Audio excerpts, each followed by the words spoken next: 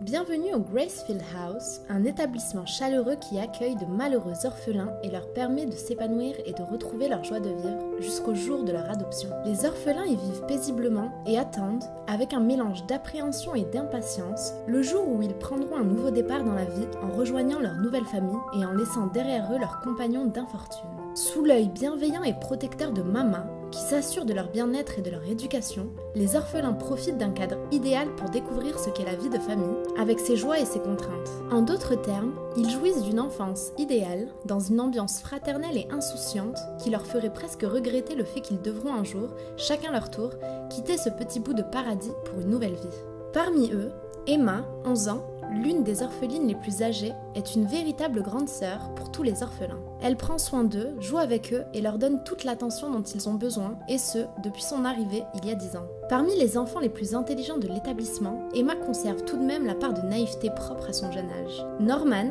qui a 11 ans également, fait lui aussi partie des élèves les plus âgés. D'une logique imparable, son intelligence n'est plus à prouver et c'est l'une des raisons pour lesquelles il s'entend si bien avec Emma. Et enfin Ray, un ami proche d'Emma et de Norman, puisqu'ils ont grandi ensemble, a lui aussi reçu une intelligence remarquable, en plus d'une mémoire d'éléphant et une patience à toute épreuve. Mais à la différence de ses deux amis, Ray est beaucoup moins sociable, presque solitaire, et n'a qu'une idée en tête, quitter l'orphelinat qu'importe le prix. Ces trois-là forment le trio des orphelins les plus intelligents de Gracefield House. Une qualité qui n'est pas seulement due à leur âge avancé, puisque d'autres élèves, d'à peu près leur âge, obtiennent des notes inférieures. On peut dire qu'ils sont les trois petits génies de l'orphelinat.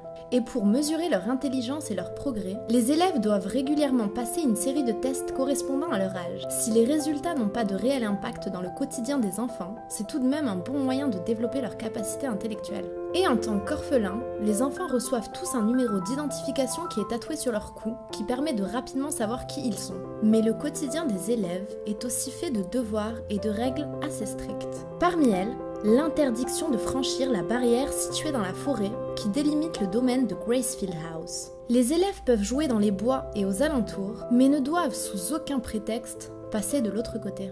Et enfin le portail, qui est également l'entrée principale du domaine de l'orphelinat, qui ne doit être approché sous aucun prétexte par les élèves. C'est l'endroit par lequel s'en vont les enfants ayant trouvé une famille d'accueil. Mais un détail chagrine nos orphelins. Tous les enfants qui partent vers des jours meilleurs ne donnent plus jamais de nouvelles à leurs anciens amis. Les adieux sont définitifs, et ceux qui s'en vont ne reviennent jamais. Il n'en faut pas plus pour mettre la puce à l'oreille à nos trois petits génies. Et un jour, par le plus grand des hasards, l'un d'entre eux est amené à avoir un aperçu de l'horrible réalité de leur monde. Commence alors la véritable histoire de The Promised Neverland et la quête pour découvrir les horribles secrets de l'endroit qui les a vus grandir. The Promised Neverland est très certainement la relève du manga horrifique, mais loin d'être une simple histoire effrayante, cette œuvre brille avant tout par l'intelligence de ses personnages et la complexité de l'intrigue.